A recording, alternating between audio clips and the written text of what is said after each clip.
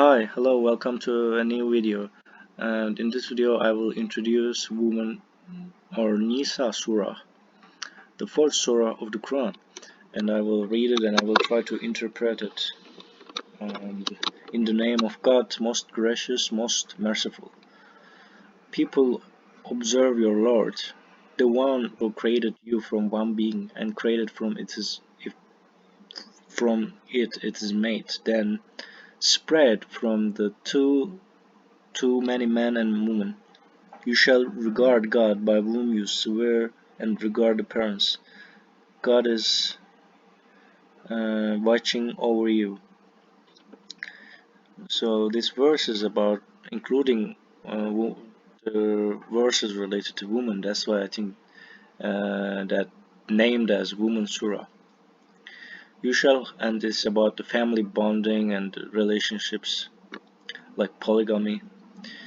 You shall hand over the orphans their rightful properties. Do not substitute the bad for the good, and do not consume their properties by combining them with yours. This will be a gross injustice.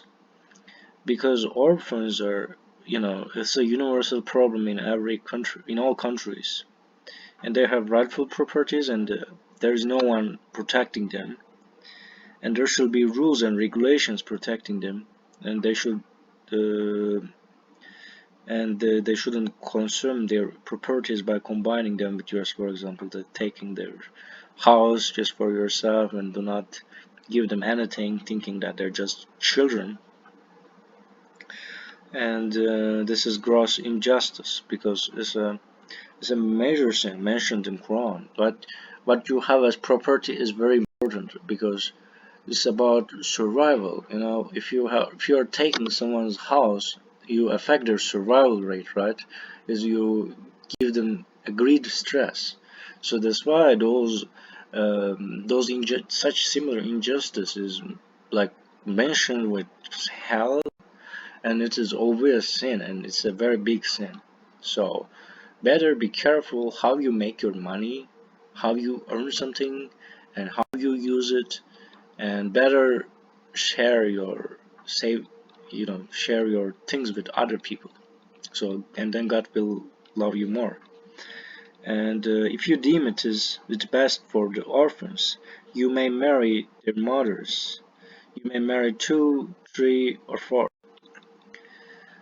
So if you fear lest you become unfair, then you shall be content with only one, or with what you already have. Additionally, you are thus more likely to avoid financial hardship.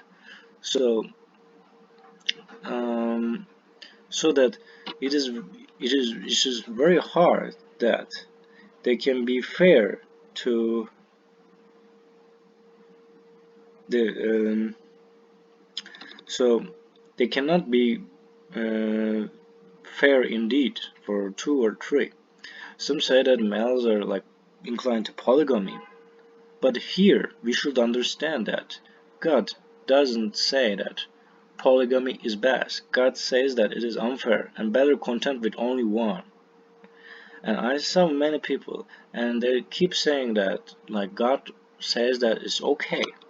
And here another thing is women have always right to choose it whether they're with you or not. They're not product here. They accept being second or third in this case. So polygamy is allowed in the sense, in the context that female accepted it, and the female is not a product. Female is free and choosing you to be their husband. So, and it is normal at that time. Actually, they don't feel that it's weird or something. Because yeah, most people think that it's so weird that God allows, but like it was like that since like until maybe 1930s or something. I'm not sure about. I'm just but before that it was okay indeed. So if you live like in 1920 and you tell people like, oh, polygamy is so bad, you should just have one, and they will say like, why, what? They will, yeah, just better be aware of the paradigm of the time. But yeah, I mean, Quran is universal. And then here, yeah, we should understand that if female is okay with being the second or third wife, then you can do that. But honestly, with currently, and I don't think that any woman can accept it with the today's paradigms. So anyway, if they accept, that's fine. They can do whatever they want. It's their life. You shall give the woman their due dowries equitably. If they willingly forfeit anything, then you may accept it as rightfully yours.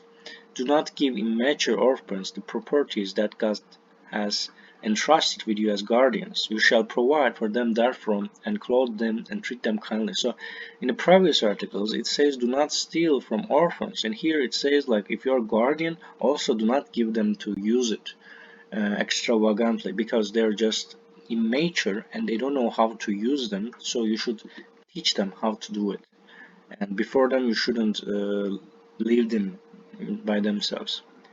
You shall test the orphans when they reach puberty, and as soon as you find them mature, give them their property. Do not consume it extravagantly in a hurry before they grow up.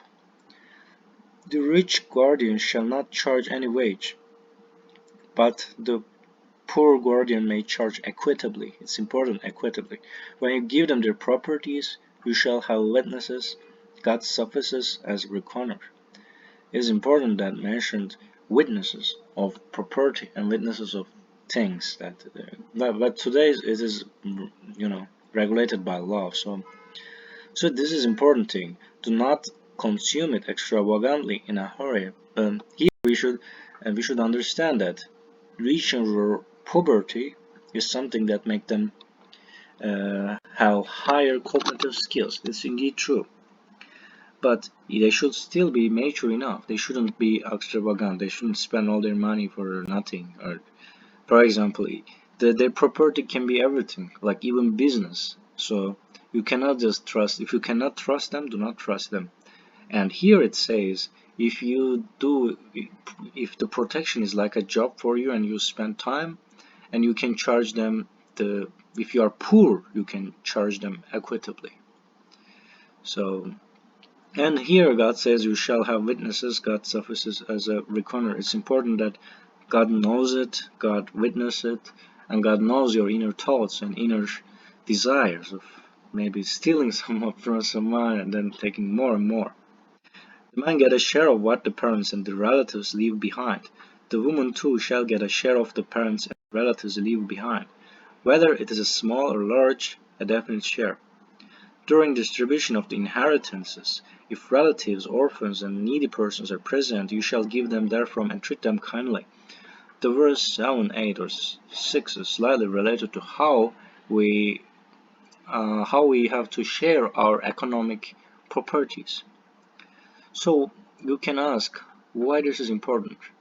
It is important because how people become rich is how you give your richness is strictly related to economical dynamics, and your relationships it's about everything actually. It's about society. For example, and it's about their welfare, stress. So that's why if you don't define it well, and then it can cause long-term problems. For example, the rich people can have all the money, the poor people do not have that enough money, so the rich people will keep giving it to their children maybe, and then there will be some imbalance. So and then it will cause problems. And so that's why it's important to understand the verses and sharing with other people. Indeed, we'll be responsible for everything we gained and we used.